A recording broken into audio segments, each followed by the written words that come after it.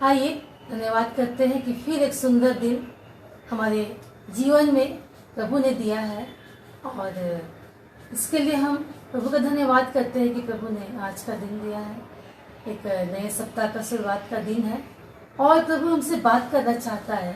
आज भजन संहिता 119 का 130 पद के बारे में, भजन संहिता 119 का 130 पद के बारे में परमेश्वर हमसे बातचीत करना चाहता है अपने वचन के माध्यम से।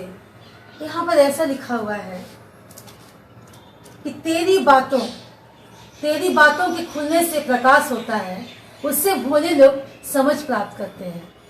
तेरी बातों के खुलने से प्रकाश होता है, उससे भोले लोग समझ प्राप्त करते हैं। परमेश्वर का वचन वह प्रकाश है जिसके द्वारा आपके जीवन के हर रास्ते स्पष्ट दिखते हैं, जिसे आप समझ सकते हैं। उस प्रकाश से भोले लोगों को परमेश्वर के वचनों के रहस्यों का समझ देता है। भजन संहिता 119 का ही 105 पद को हम देखते हैं तो वहाँ लिखा हुआ है कि तेरा वचन, जी हाँ, तेरा वचन मेरे पाँव के लिए, जी हाँ, मेरे पाँव के लिए दीपक और मेरे मार्ग के लिए उजाला है। जी हाँ, तेरा वचन मेरे पाँव के लिए दीपक और मेरे मार्ग के लिए उजाला है। परमेश्वर का वचन आपके और मेरे पाँव का दीपक है, मेरे मार्ग का प्रकाश है। परमेश्वर का वचन आपके जीवन में, आपके रास्तों में, आपके समझ में प्रकाश डालता है। जब आप प्रकाश में आते हैं तो आप अपने जीवन में पूर्णता को प्राप्त करते हैं। यूहन्ना 8 अध्याय के 12 पद में देखते प्रभु क्या कहते हैं। जगत की ज्योति मैं हूँ, जो मेरे पीछे होलेगा वह अंधकार में ना चलेगा। जी हाँ, जगत की ज्योति मैं हूँ, जो मेरे पीछे होलेगा वो अंधकार में ना चलेगा परंतु जीवन की ज्योति पाएगा। जब परमेश्वर के वचन को हम ग्रहण करते हैं तो उस वचन का प्रकाश आपकी आत्माओं के भीतर बदलाव लाता है। हम शारीरिक रूप से जिंदा तो हैं पर हमारी आत्मा सोई हुई है, वरन मरणासन में है। प्रभु का वचन हमें इफिसियों की पत्री उसका 5 अध्याय के 14 पद में कहता है, हे सोने वाले जाग, और मुर्दों में से जी उठ, तो मसीह की ज्योति तुझ पर चमकेगी। जी हाँ, कहीं ना कहीं हमारा जीवन संसार में एक मुर्दे के समान ही है और प्रभु हमें आज जगाना चाहता है अपने वचन के द्वारा, अपने ज्योति के द्वारा हमारे जीवन में प्रकाश डालना चाहता है।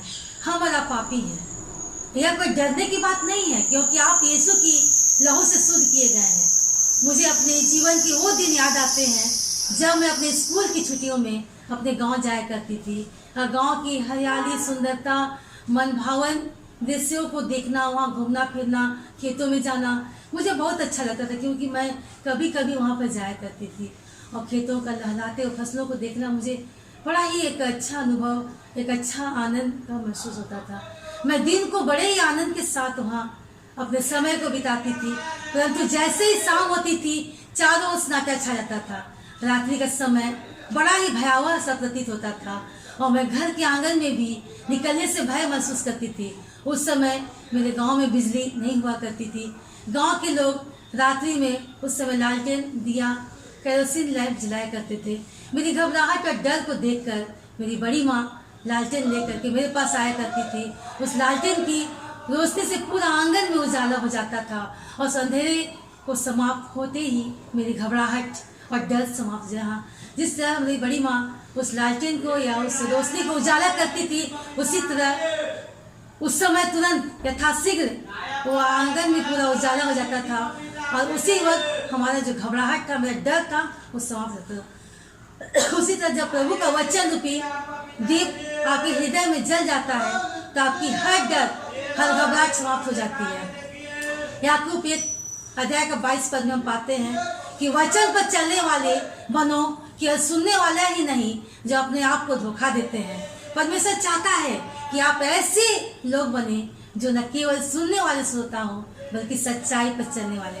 जी आप प्रभु चाहता है कि हम सिर्फ सुनने वाले श्रोता ना हो पर हम सच्चाई में चलने वाले लोग बने और बोलने वाले भी हों। यदि परमेश्वर के प्रकाश में रहकर संपूर्णता में सेवा करना चाहते हैं तो आपको सबसे पहले इस वचन रूपी प्रकाश को अपने जीवन में आने देना चाहिए। आप सच्चाई के बारे में बात करें, ना केवल इसके बारे में बातें करें, बल्कि हर समय सच्चाई में चले। प्रभु चाहता है कि आप वही बने जो आपसे चाहता है। वे ईश्वर के सत्य वचन के और उपदेश के समझौता नहीं करते। मैं इसे अपने जीवन में अनुभव करना चाहती हूँ। मैं ईश्वर के साथ संगति करना चाहती हूँ, उसके साथ साथ समय व्यतीत करना चाहती हूँ। जी हाँ, पहला यूहन्ना उसका 1 अध्याय उसके 1 से 3 पद में हम देखते हैं इसमें क्या लिखा हुआ है। उस जीवन के वचन के विषय में जो आदि में था, जिसे हमने सुना, जिसे हमने आंखों से देखा, वरन जिसे हमने ध्यान से देखा, उसे हाथों से छुआ, यह जीवन प्रकट हुआ और हमने उसे देखा और उसकी गवाही देते हैं। और तुम्हें उस अनंत जीवन का समाचार देते हैं जो पिता के साथ था और हम पर प्रकट हुआ। जो कुछ हमने देखा और हमने सुना, उसका प्रचार तुम्हें भी देते हैं, इसलिए कि तुम भी हमारे साथ सहभागी हो। और हमारी यह सहभागिता पिता के साथ और उसके पुत्र प्रभु यीशु के साथ है। पिछले वीडियो में मैंने बताया था कि वचन देहधारी हुआ। जी हाँ, वचन देहधारी हुआ और जीवन प्रकट हुआ। मैं जिन विषयों का प्रचार करती हूँ वह ऐसे विषय हैं जो मैंने अनुभव किया है। मुझे विश्वास है कि मैं भविष्य में और भी अनुभव करूंगी। मैंने परमेश्वर के वचन को प्रकट करने वाली सच्चाइयों को माना है। जी हाँ, मैंने माना है कि प्रभु का वचन हमारे जीवन में एक प्रकाश को देता है, एक उजाले को देता है। हम यूहन्ना के 1 अध्याय के 14 पद को देखते हैं। परमेश्वर का वचन अनुग्रह है, सच्चाई से परिपूर्ण होकर हमारे बीच में है, जिसे अपने जीवन में ग्रहण करता है। परमेश्वर चाहता है कि हम उसे अपने जीवन में ग्रहण करें। वो चाहता है कि हम अपने समाज में उसकी महिमा से अवगत करें। जी हाँ, परमेश्वर आसान है। परमेश्वर चाहता है कि उसके वचन का प्रकाश आपके और मेरे अंदर बसे। अक्सर कभी कभी ऐसा होता है कि अचानक कोई तेज रोशनी हमारे आंखों में चुभन पहुंचाता है, तो परमेश्वर का वचन का प्रकाश हमारे जीवन में हमारा मार्गदर्शक है। वो अभी भी आपसे बातें कर रहा है। वह चाहता है कि आप उसके वचन का प्रकाश को पाएं, उनके प्रकाश को अपना कर भोले लोग अर्थात जो मन के दीन है, जो परमेश्वर के जीवते वचन के प्रकाश में आए, उसे समझ सके। क्योंकि वचन कह रहा है, वचन संहिता 119 में उसका 130 पद में, कि तेरी बातों के खुलने से प्रकाश होता है। तेरी बातों के खुलने से प्रकाश होता है और उससे बुरे लोग समझ प्राप्त करते हैं। जी हाँ, आज हम परमेश्वर के सुंदर वचन को अपने जीवन में एक रोशनी की तरह, एक उजाले की तरह अपने जीवन में उसको हम संभाल के रखें, ताकि हमारे जो अंधकार है हमारे जीवन का, वो हमेशा के लिए वो दूर होने पाए और हम परमेश्वर के उजाले में हमेशा हमेशा के लिए उपस्थित रहने पाए। धन्यवाद करते प्रभु ने वचन दिया है। ये प्रार्थना। धन्यवाद पिता परमेश्वर कि वचन तो दिया प्रभु जी, कि तेरे वचन के रहस्यों को खुलने से प्रभु जी हमारे जीवन में उजाला आता है। उससे प्रभु जी भोले लोग की समझ खुल जाती है। हाँ पिता परमेश्वर, हम तो नादान हैं प्रभु जी, भूले हैं, और प्रभु जी इस संसार में हम जब चलते हैं प्रभु जी, तो उस प्रकाश को हम महसूस नहीं करते हैं, उसको अपने जीवन में हम नहीं ला सकते पिता परमेश्वर। तो प्रभु जी आज हम चाहते हैं कि तेरा वचन, तो भी प्रकाश हमारे जीवन में प्रभु जी उजाला लाने दे, ताकि प्रभु जी हमारे जीवन तेरी महिमा के लिए सदा सर्वदा के लिए होने पाए।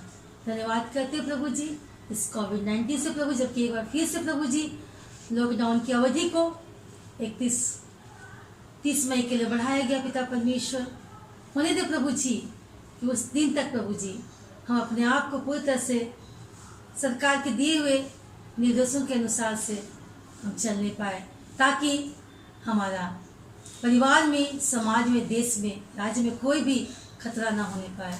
पिता परमेश्वर इस भारतवर्ष को प्रभु जी तो अपना दयाल अनुग्रह कर प्रभु जी, और इस बीमारी से, इस महामारी से जल्द छुटकारा दे पिता परमेश्वर, ताकि हमारा काम फिर से सुचारू रूप से चलने पाए। धन्यवाद करते प्रभु जी कि तूने सुंदर वचन दिया। धन्यवाद के साथ हम इस प्रार्थना को प्रभु यीशु के पवित्र मीठे नाम से मांगते हैं। आमीन, आमीन।